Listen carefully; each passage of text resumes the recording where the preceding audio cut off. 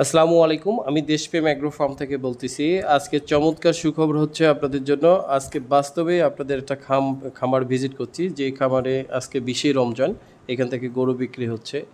মাত্র ৩টা গরু আমরা এখান থেকে খামারি ভাই বিক্রি করছে ৫.৫ লক্ষ টাকা। আদৌ এই খামারে এই খাবার খাওয়ার পরে উনি লাভে না লসে সব বিষয় নিয়ে তার মুখেই শুনবো।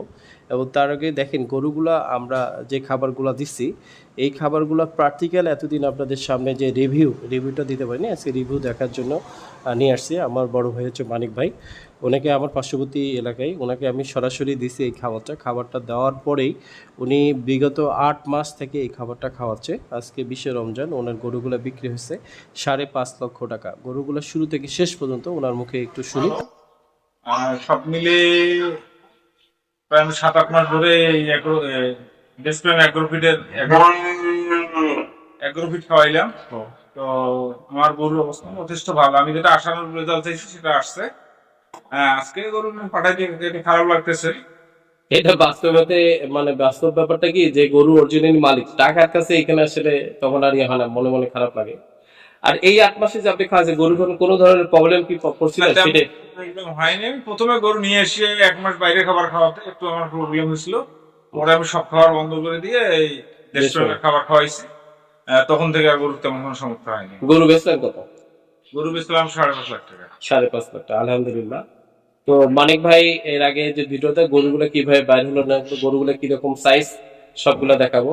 তো মানিক ভাইয়ের জন্য দোয়া করুন, মানিক ভাই আবার শেড উঠাবে, আমরা আবার মানিক ভাইয়ের নতুন গরু শেডে গরুগুলো যখন বের করা হয় তখনকার দৃশ্য। তো গরুগুলা যখন আমরা যখন ৮ মাসের আগে দিছিলাম ভাইকে সঙ্গে পরিচয়।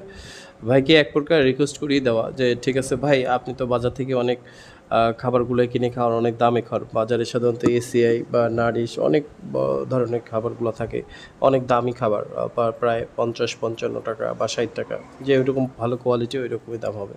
সেই তুলনায় ভাইকে বললাম, ভাই আমার একটা লুজ খাবার আছে, মানিক ভাই মিক্স খাবার, যে খাবারটা গরুকে দিলে আপনার আর বাড়তি কোনো খাবার দিতে হবে না, কোনো ভুসি দিতে হবে না, কোনো খোল দিতে হবে না, কোনো জাউ ভাত খাওয়াইতে হবে না, কোনো পান্তা ভাত খাওয়াইতে হবে না, বা অন্য কোনো কিছু আদার্স আপনাকে ব্যবহার করতে হবে না। তো এটার আমাদের মান যতটুকু গুণগত মান এবং দামও মাশাল্লাহ খুব সাশ্রয়ী। আপনি ভাই এটা ইউজ করতে পারেন। যাই হোক, বড় ভাইকে মানায় টানায় দিলাম এটা।